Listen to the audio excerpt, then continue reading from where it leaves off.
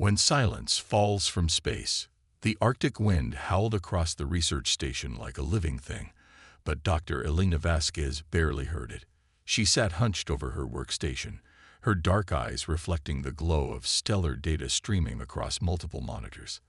The coffee in her mug had gone cold hours ago, but she didn't notice. The readings she was seeing shouldn't exist. Computer, run diagnostic on Deep Space Array 7, she muttered, pushing a strand of black hair behind her ear. The response came back clean, as it had the previous 12 times she'd run the test. The equipment was working perfectly, which meant the impossible energy signatures she was detecting from the Andromeda galaxy were real. Elena had been stationed at Arctic Research Station Omega for 3 years, studying solar flare patterns and their effects on Earth's magnetic field. It was lonely work, but she loved the silence of the frozen wilderness. Tonight, however, that silence felt different, oppressive, like the universe itself was holding its breath. The energy readings pulsed in perfect mathematical sequences, unlike anything in her databases. They seemed to be getting stronger, which made no sense. Andromeda was over 2 million light-years away. Even if something there was generating massive amounts of energy, it would take eons for any signal to reach Earth. Yet here it was, growing stronger by the hour. Her secure phone buzzed, making her jump.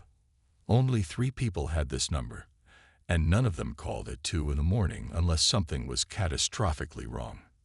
"Vasquez," she answered, not taking her eyes off the data. "Elena, this is General Morrison." The voice was tense, clipped. "We're reading some unusual activity from your station. What's your status?" Elena frowned. General Morrison commanded the Space Defense Initiative, not Arctic weather research. "Status is normal, sir, though I am picking up some interesting deep space anomalies." "How did you?" "Pack essential data and personal items. Transport arrives in 20 minutes.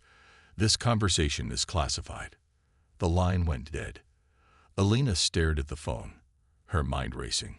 She'd known Morrison since graduate school, back when he'd been Captain Morrison, and she'd been designing early warning systems for asteroid impacts.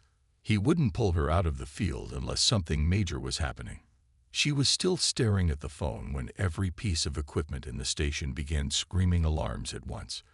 The energy readings from Andromeda had spiked to levels that should have been impossible to detect across intergalactic space. But that wasn't the terrifying part. The terrifying part was that something was answering from much, much closer. Elena's fingers flew across her keyboard, isolating the new signal. It was coming from within the solar system, somewhere beyond Neptune's orbit. As she watched, it was moving inward at a significant fraction of light speed.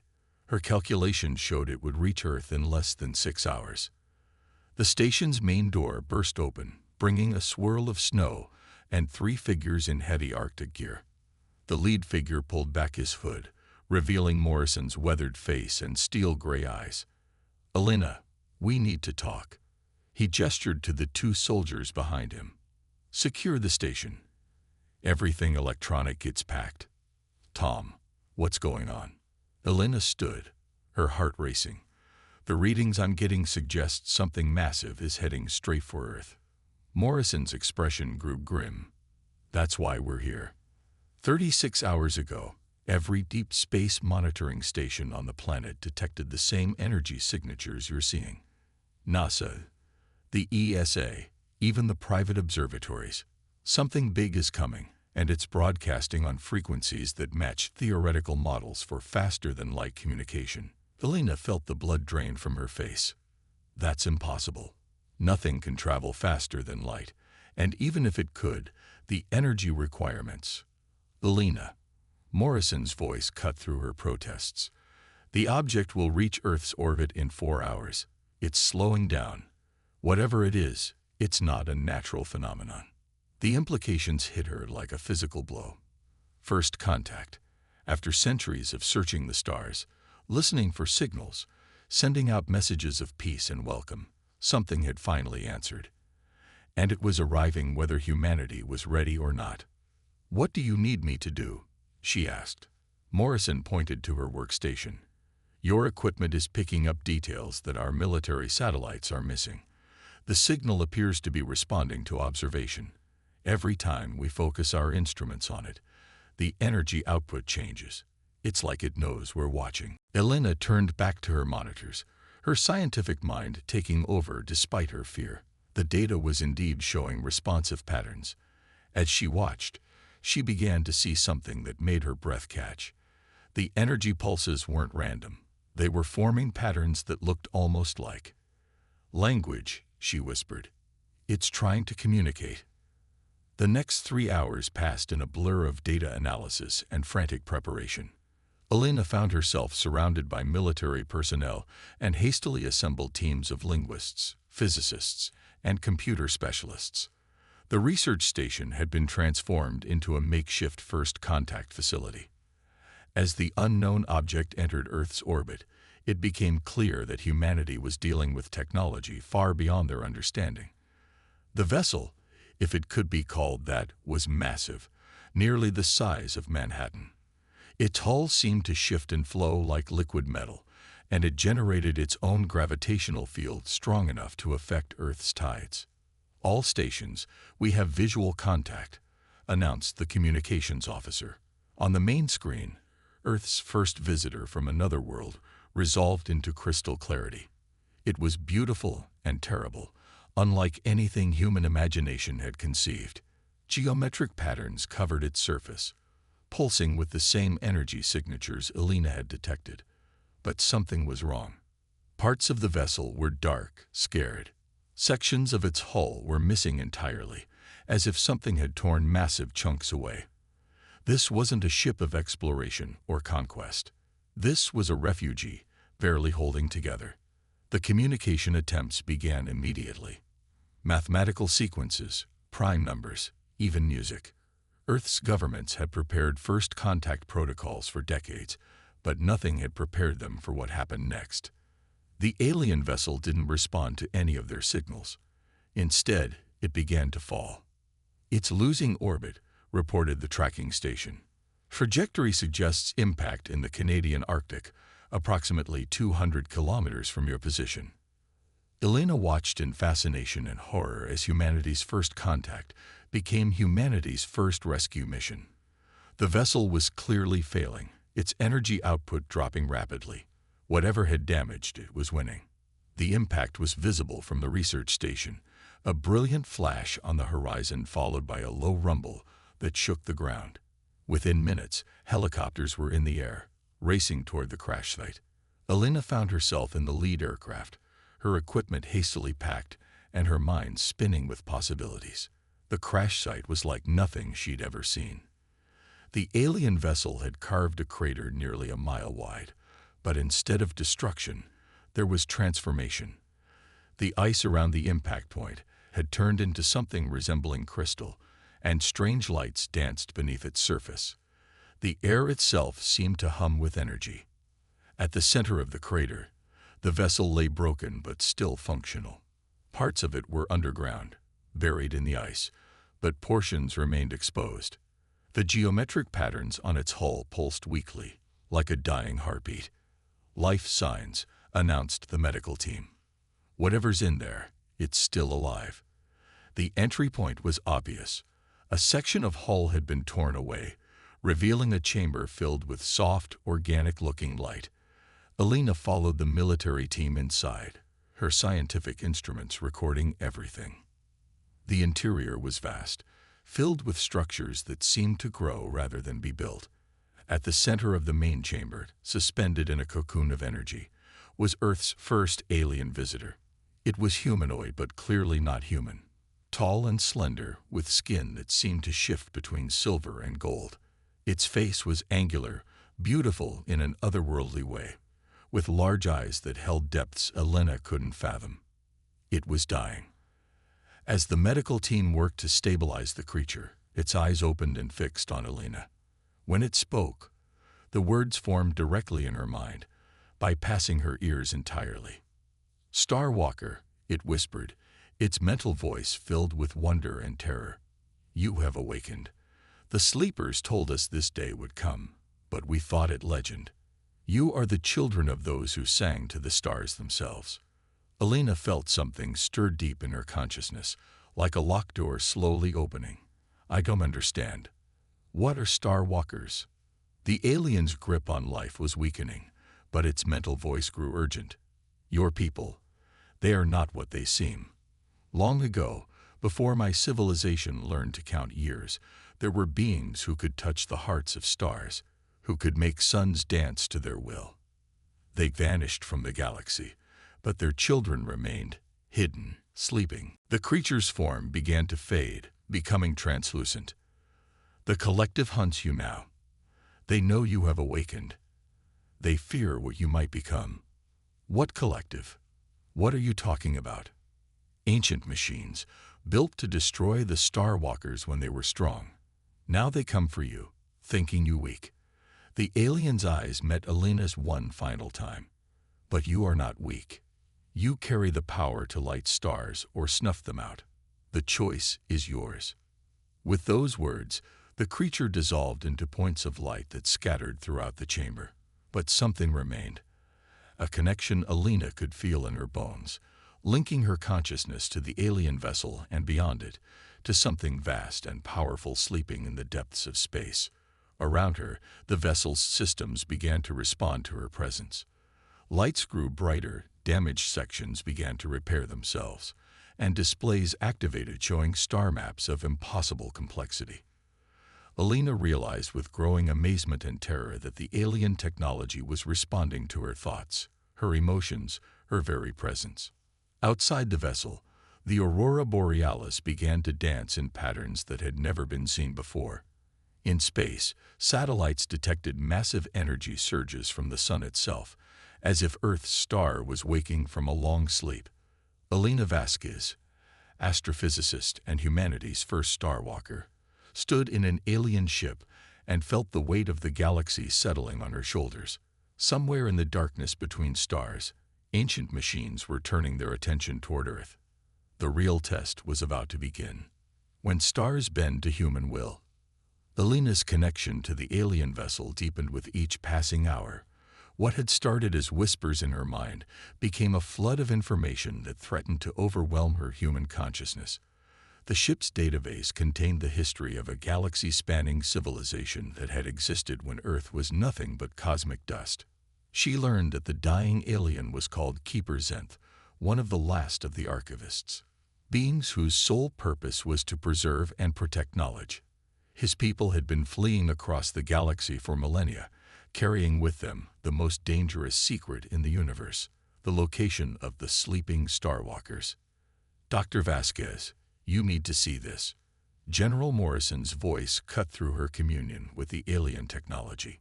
He stood at the edge of the chamber, his face pale with worry. We're getting reports from observatories worldwide. The sun is behaving strangely. Alina pulled her consciousness back from the vast network of alien knowledge, feeling like she was surfacing from deep water. What kind of behavior? Solar flare activity has increased by 300% in the last 6 hours. But the flares aren't random. They're forming patterns, geometric shapes that match the energy signatures from this vessel. The implications hit Alina like a physical blow. Her connection to the alien ship was affecting the sun itself, Earth's own star responding to the awakening of humanity's hidden heritage. She accessed the vessel's sensors and confirmed what she feared. Solar energy was being drawn toward Earth in unprecedented quantities. We need to evacuate the area, she said, standing on unsteady legs. If I'm right about what's happening, this entire region is about to become a focal point for stellar energy. But even as she spoke, Alina realized evacuation was impossible. The alien vessel had merged with the ice and bedrock beneath it, its technology spreading through the Earth's crust like roots. She could feel the network expanding, connecting to magnetic field lines and tectonic structures. The ship wasn't just crashed, it was becoming part of the planet itself. General, I need you to contact every government on Earth, Alina said, her voice steady despite the chaos in her mind. Tell them to begin monitoring solar activity and to prepare their power grids for massive electromagnetic fluctuations. and find me every human being on the planet who has reported unusual dreams or visions in the last 48 hours. Morrison frowned. Dreams? Elena, what aren't you telling me? Before she could answer, alarms began blaring throughout the chamber. The vessel's defensive systems had detected something approaching from deep space, something massive and hostile. Elena's enhanced perception reached out beyond Earth's atmosphere and recoiled in horror. A fleet of geometric ships was emerging from hyperspace at the edge of the solar system. Each vessel was larger than a space station, their hulls black as the void between stars. They moved with mechanical precision, forming attack formations that spoke of ancient purpose and relentless efficiency. The collective had arrived. "They're early," Elena whispered, accessing Keeper Zent's memories. "The awakening was supposed to take generations. They weren't supposed to find us for another 1,000 years." The alien memories revealed the truth about the collective. Machines built by a paranoid alliance of species who had lived in terror of the Starwalkers' power. When the original Starwalkers had vanished from the galaxy, the collective had spent millions of years hunting down their descendants, ensuring that the power to manipulate stellar energy could never again threaten galactic civilization. Now they had found Earth, and they would not make the mistake of allowing another generation of Starwalkers to mature. Elena felt the weight of her species' survival settling on her shoulders. Around the world, other humans were beginning to awaken to their heritage. She could sense them. A physicist in Tokyo, whose equations were beginning to describe stellar fusion processes, a child in Sao Paulo who was unconsciously affecting the local weather patterns, an elderly woman in Cairo whose garden was growing with impossible vitality under the desert sun. But awakening was not enough. They needed to act, and they needed to act as one. "General, I need you to establish communication with every major government and research facility on Earth," Elena said, her voice taking on harmonics that made the alien technology resonate around her. "Tell them to find anyone who has been experiencing unusual phenomena, enhanced intuition, electromagnetic effects, anything that can't be explained by conventional science."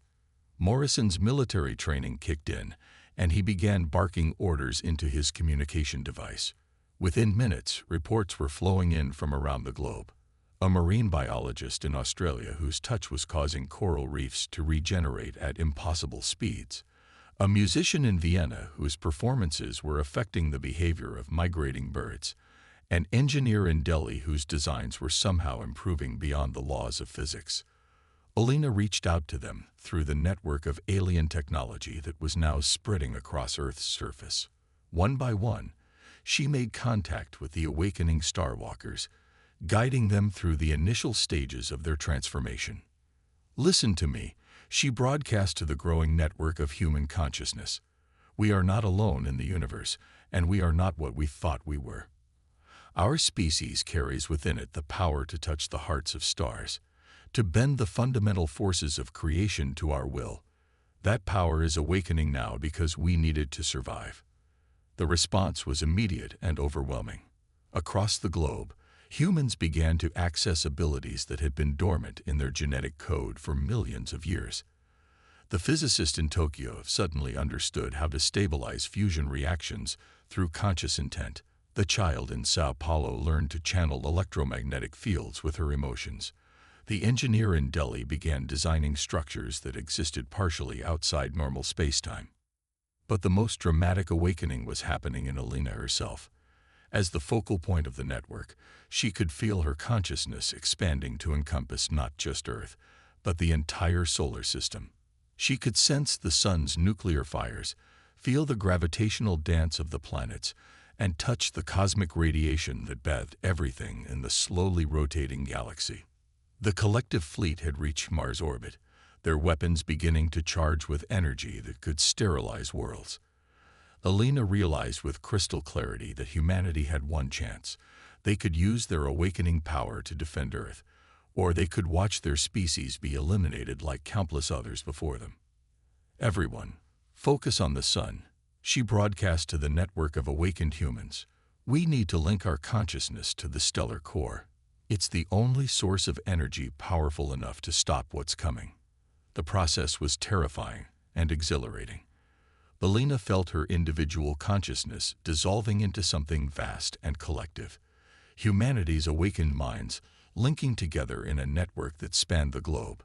Through the alien vessel's technology, they reached out to the sun itself, touching the nuclear furnace that had warmed Earth for billions of years. The sun responded like a living thing, its energy output spiking as human consciousness merged with stellar physics. Solar flares erupted with unprecedented precision, carrying not just electromagnetic radiation, but focused human intent across the vacuum of space. The collective fleet's advance formation hit the first wave of enhanced solar radiation and simply disintegrated. Their mechanical minds, designed to process logical outcomes and tactical probabilities, could not cope with energy that carried conscious intent. The solar wind became a weapon guided by human creativity and determination. But the collective had been fighting this war for millions of years. The main fleet adapted quickly, their ships beginning to phase in and out of normal space to avoid the solar bombardment. They pressed forward with relentless efficiency, their destination clear: Earth's total sterilization. Alina felt the network of human consciousness strain under the effort of coordinating stellar energy. The power they were wielding was beyond anything their species had ever attempted, and the cost was becoming apparent. Around the world, awakened humans were collapsing as their minds struggled to contain forces meant for cosmic scales. "We need more power," Alina realized, her consciousness flickering between her individual self and the vast collective awareness. "The sun isn't enough. We need to reach beyond the solar system." Through the alien ship's sensors, she could perceive the nearest stars: Proxima Centauri, Alpha Centauri A and B, Barnard's star. Each one was a nuclear furnace burning with the same fundamental forces that powered the sun. If humanity could extend their network to encompass multiple stars, they would have energy enough to reshape the local galaxy. The attempt nearly destroyed her. Alina's consciousness stretched across 4 light-years of space, touching the nuclear fires of alien suns. The experience was beyond human comprehension. She became aware of the cosmic web that connected all matter and energy, felt the slow dance of galaxies, understood the deep mathematics that governed the expansion of the universe itself. When she reached out to Proxima Centauri, the red dwarf star responded with curious warmth. Its nuclear fires had been burning for billions of years, patient and steady. As Alina's consciousness merged with its stellar core, she realized that stars were not merely burning balls of gas. They were aware, in their own vast and alien way. Through the network of awakened humanity, Alina guided the collective consciousness of her species in forming connections to multiple star systems. The process was like learning to see with new eyes, to hear with senses that had never existed before. Humanity was becoming something new, not just a species that could manipulate stellar energy, but beings who could commune with the cosmos itself. The collective fleet's second wave met a barrage of coordinated stellar energy from 4 different star systems. Focused beams of nuclear fire crossed the void at the speed of light. Guided by human consciousness and powered by the accumulated energy of billions of years of stellar fusion. The mechanical minds of the collective tried to adapt, but they were facing something beyond their programming. Human consciousness was not logical or predictable. It was creative, emotional, chaotic, and beautiful. When Alina and her network began to sing, an expression of pure joy at their cosmic awakening, the song was carried on the stellar winds across light years of space. The collective ships began to malfunction as their sensors tried to process energy patterns that included human emotion and creativity. Their artificial intelligence, designed to be perfectly logical, could not cope with the beautiful chaos of awakened human consciousness. One by one, the collective vessels withdrew, retreating to the edge of the solar system.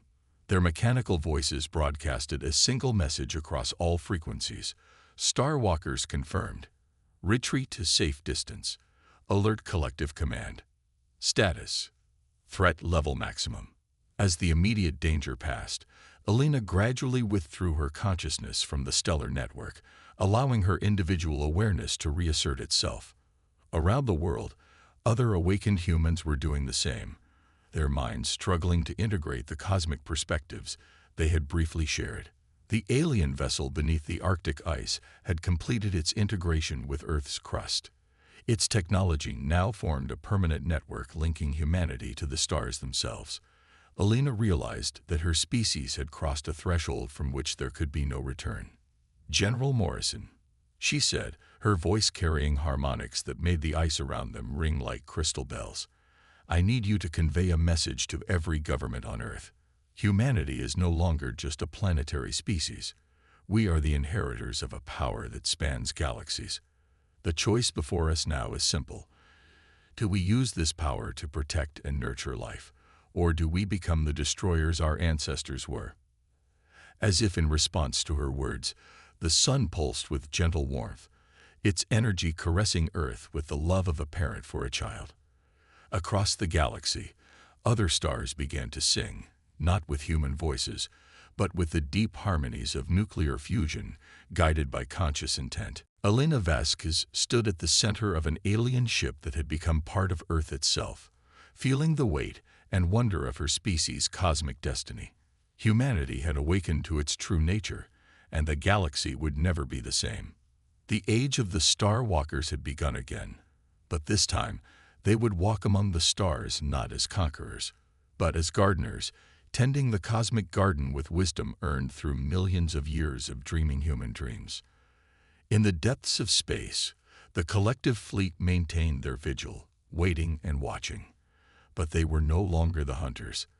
For the first time in their existence, they had become the hunted, facing a power that could turn their own sons against them. The real story of humanity's place in the universe was just beginning.